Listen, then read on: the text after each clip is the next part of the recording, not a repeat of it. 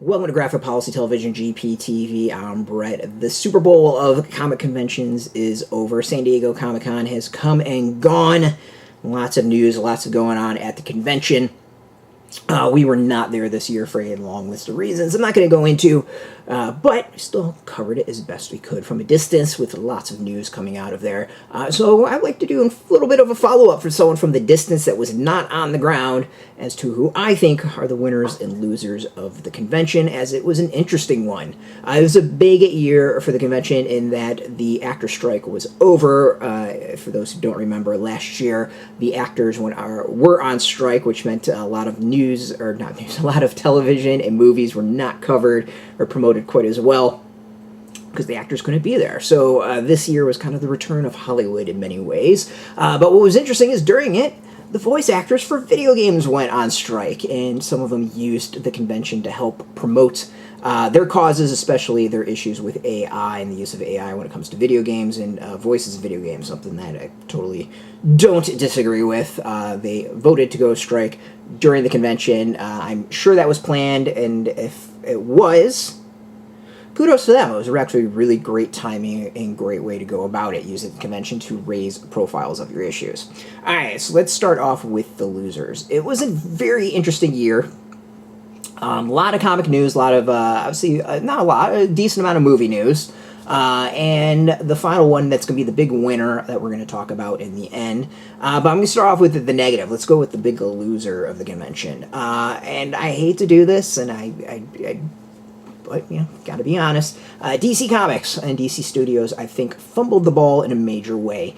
While they had a lot of great news that came out of it, you wouldn't know because they didn't promote it. It was a little odd in my perspective. I received 0 press releases from DC during San Diego Comic-Con, and if you go to their Twitter account, I'm always going to call it Twitter, fuck X, Twitter account, you'll see all of 5 posts, and most of them are retweets from DC Studios or James Gunn. In other words, they didn't promote their comics. If you go to their news site, there are no articles, nothing, nada, zilch.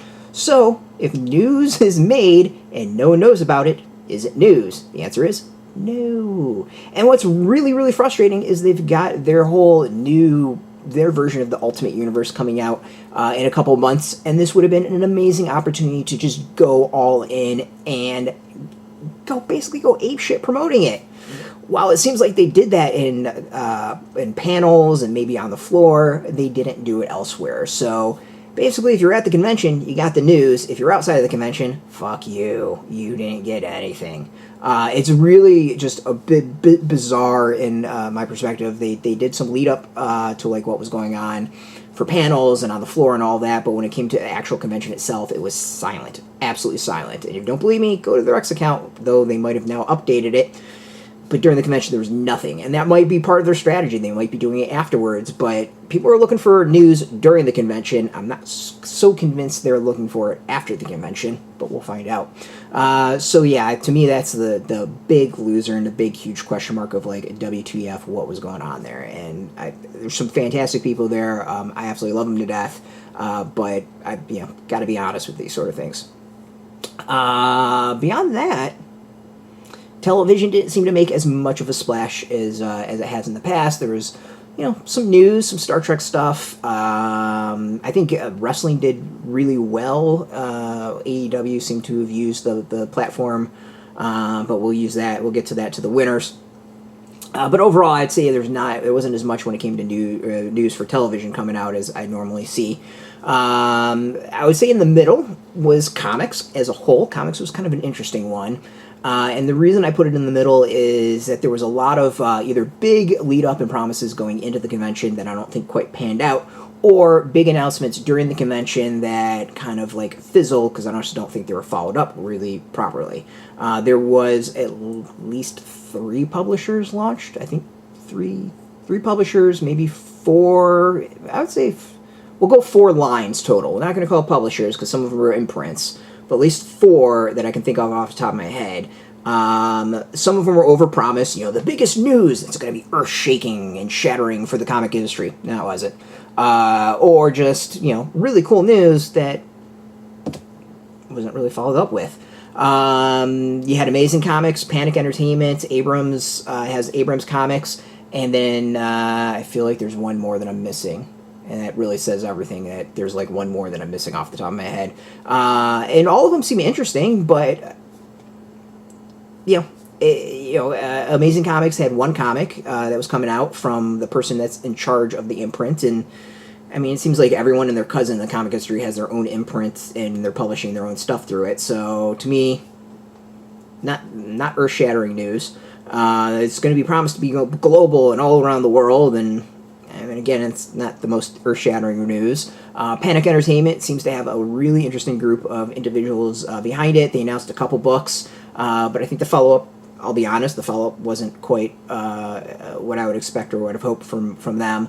Abrams Comics, I thought, was the most intriguing. Quite a while back, they announced that they would be printing Frank Miller Presents comics, and then they followed up that it is a full line of comics, with Darren Aronofsky being one of the creators behind it. So they're actually getting into monthly comics. So for someone who's really known for graphic novels and more prestigious releases, them diving into monthly comics I think are really, really interesting. And this is on top of their move into manga comics as well. To me, all that, out of like all of them when it comes to like the imprint and publishing, like Abrams I think is the one that was the most intriguing out of all of them, mostly because of, what they've brought to the table so far, their pitch of it, and what they've laid out. They laid out a lot of cards in the next couple months for stuff being released. Also putting it into the middle of it, and this is going to be the controversial one, is Marvel Studios and Marvel as a whole. Marvel does a fantastic job of updating. They'll have a panel, and they will get you the news as soon as that panel drops. With covers, with the key information, like they've got a machine, and they do awesome. So that part of it, I think, would be in the winner category. Why I put Marvel Studios in the middle is the Russo brothers coming back to do Avengers was a known thing for weeks at this point. It's been a rumor, it wasn't confirmed, but everyone was kind of like, you're going to put on a dump truck of cash to them. But what I think what's interesting is, while everyone was shocked about the return of Robert Downey Jr., and I'll say that the introduction of his return as Doctor Doom was well done theatrically, where I had a problem with it was leading up to it for many weeks, there was the question of, will Robert Downey Jr. return? Right about the rumors of the Russo brothers became an increase of rumors about Downey being returning. So his return isn't too much of a shock. Going off of that pattern, Chris Evans will probably be back at some point as well. So basically they kind of just showed their hand, I think, with a little bit too much going into it. If anything, they should have kept it complete silent as much as possible and then dropped it there. It would have been a nuclear bomb at that point.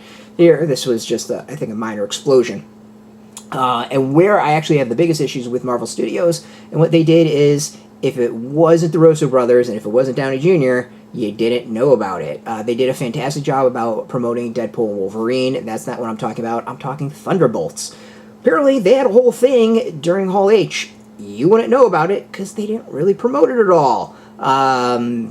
It's a bit bizarre and a little bit, I'm going to say a little bit odd. There was just very little that trickled out about Thunderbolts. Whether or not that means it's a little cold and cool about that. They were overshadowed about the Russo brothers and Downey, or just fumbling as far as promotion. I couldn't really tell you, but for as much of a big deal as one part of their presentation was, their other part of the presentation absolutely bombed, as far as I'm concerned. Outside, I think, of Hall H, you wouldn't have had a clue that the Thunderbolts were present. The big winners. The winners, this is going to be the interesting one. As I mentioned before, AEW seemed to have used San Diego Comic-Con in a really interesting way. They built up some heat between two wrestlers for, I think, All In at pay-per-view coming up. I don't know if that's been done before, but it doesn't really stick out in my mind, and I thought that was really, really cool. There was also apparently wrestling that went on behind the convention center for free that people could have gone and watch. I think that's also really awesome, and hopefully that becomes a tradition, because I think that is a great promotion, easy to do, and really entertaining, and I think great value add to the convention as a whole. Now, here's the left field winner of the convention, Tabletop Games. Yeah, this was the dark horse. If you weren't paying attention, you didn't notice it. Tabletop Games had a big convention. What do I mean? I outright drop and throw my cards out there. CMON's exclusives for the convention was our top article every single day since we dropped it earlier last week. It dominated our site. Whether or not it's because no one covered it, I have no idea. All I know is you all wanted it. And seeing what came out afterwards, those items are going for some massive amounts of money. But that's not really just the only thing that had me pick them as the winner. You also saw celebrations for Dungeons & Dragons' 50th anniversary with panels, multiple panels, I believe. There was all sorts of events and panels specifically about tabletop gaming. And this one. So then there was a comic publisher. This was the fourth one. I'm totally blanking on their name. I feel really bad blanking on their name. But part of their launch was a partnership with the OP. USopoly is what they used to be called, but now the OP. Part of their launch as far as a comic book publisher is having games being published through the OP. On top of that, in the lead-up, you had Oni Press making news that they are doing, having a first look with a game publisher, I believe also the OP. You had big news that Dark Horse got the license for Dungeons & Dragons as well as Magic the Gathering for comics starting in 2025. And you can see where I'm going in that a lot of people were banking on tabletop games. This is something that I noticed last year was growing, and this year I think grew even bigger. So overall, when it comes to news, tabletop games seem to have been the one that really, really broke out and stood out from everyone as a whole of the category. So bravo to them. I think they did an excellent job. What's even more impressive is you've got this week coming up, Gen Con, the best 4 days of gaming, and tabletop games will be huge there. So they already had a really impressive San Diego Comic-Con, and it seems many of them are using it to lead into Gen Con very intelligently, where I'm sure even more news will be coming out and awesome news coming out of there. So to me, that's the winners, the losers, and the so-sos when it came to San Diego Comic-Con. I want to hear from you. I'm sure there's going to be a lot of people pissed off about what I've had to say, but you know what? We're honest here. We're going to give some honest opinions, and if we piss off people, so be it. So sound off in the comments. I'd love to hear what stood out to you as far as news. And as always, if you want the latest news in comics, games, movies, television, all that stuff, toys, check us out at graphicpolicy.com. We're on Twitter, Facebook, YouTube, Tumblr, Instagram, TikTok, Mastodon, Threads, Blue Sky, all at Graphic Policy. Keep it nice and consistent. So until next time, keep reading those comics. Keep it geeky.